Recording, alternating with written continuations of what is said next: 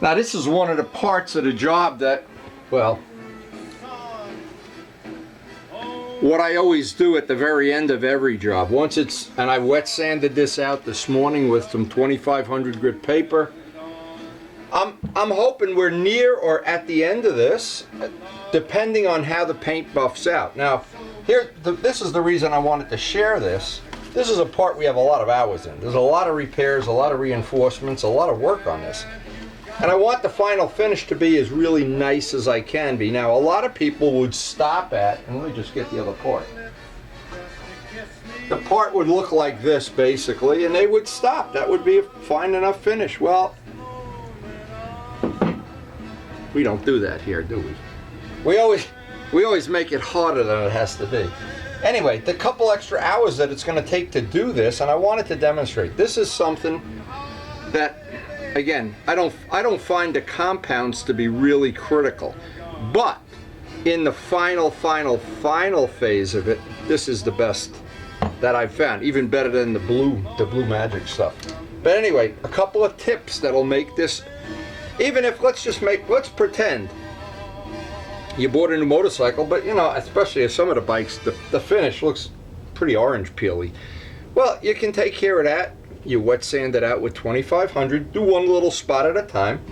Take the buffer, take this, which is really a medium cut. It's really not a fine, I have the super fine cut, I find this to be better. And in this case, a microfiber pad is the nicest. Once you use the pad, wash it or throw it away. I'll just do one little spot here. And what I'm doing, another nice little tip, if you're trying to do these kind of parts, holding them. I mean, it's difficult. It's like working in a machine shop. Holding things is a difficult part of it. So what I found is paper towels hold it real nice. And everybody's got 20 rolls of those. So anyway, another little cute little tip. The reason I have the yellow stripe on I have 4 or 5 buffers now in the cellar because I'm buffing a lot of paint. I always leave the one that has the finest compound on it. This one has the finest, because these, what happens, these, except for the number, you can't tell the difference. And it's 80-21 if you buy any of that, even if you buy it offline. That seems to be the best. So what I wanted to show it, and this is some of the do's and don'ts. Here's a don't. Just don't hold it like that. You'll make scratches. You want to constantly, and you don't want to do this either. That doesn't do any good. You want to just be moving it ever so slightly, ever so slightly, ever so slightly. Every once in a while, and this is one of many ways to do it. You can put the stuff on the pad. If it's making a nice clouded appearance, you know you have enough compound. The worst thing in the world is to use too much. Again, that stuff is expensive as can be. You'll get sticker shock when you go to the body shop and go to buy some. But in this case, I want the final finish on this. And in the next day or so, I'll be done buffing it. And you have to do a job like this as if time didn't exist. Because you can do this once the bike is put together, but boy, you'd be sitting on your back and sitting on your knees and hanging like a bat from the rafters or whatever. But now there's a couple other do's and don'ts. When you get to the edges here, you don't want to hold this on the edge too long, because what's doing, you're going to take all the paint right off the edge. So like where these scoops are, I'll get in there and do those by hand. And I'll do the edges by hand, because I don't want to, right now I don't want to go through the paint. There's no way I'll go through the paint on the flat areas. If I go through the paint, it'll be on the corners, edges, whatever.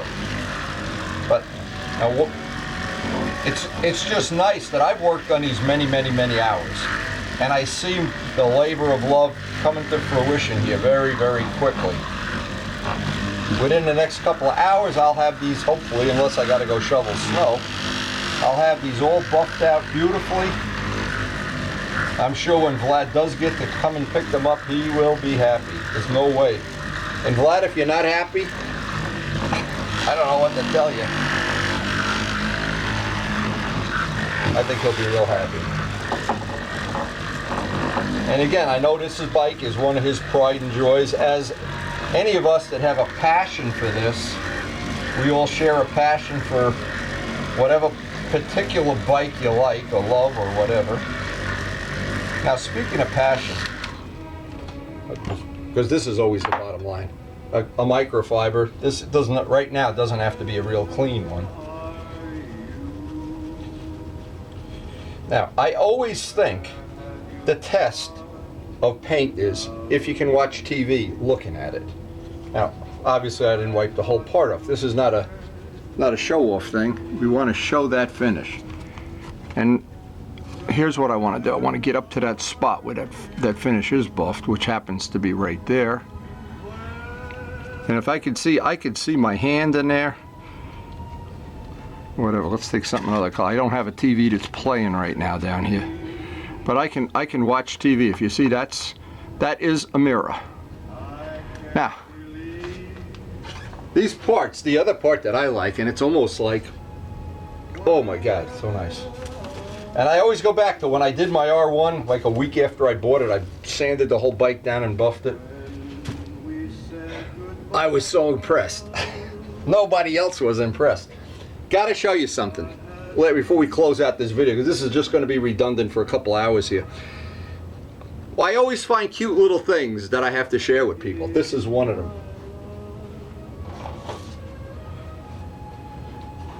Our good friend Art Raspberry Yoda, who is for all purposes, a movie star. He's been in movies, he's been a featured actor, and we've seen him in several Broadway plays or off-Broadway plays. He buys me this. He used to have a 900 Kawasaki. He doesn't ride anymore. I don't know why. But he gives me this pizza chopper, and I look at it, it really is a pizza chopper. So I'm thinking, where can I put that in my shop? And I hate to even take it out of the box, it's so cute. I'm going to put it up on the shelf with those little Ducati models.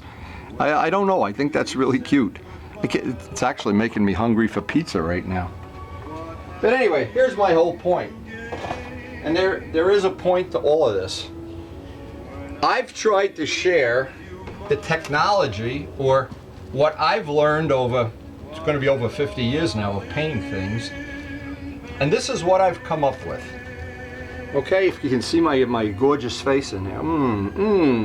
Now, the most important thing to remember about anything, whether it's polishing metal, polishing paint, motorcycle tune-ups, everybody develops their own little way of doing things.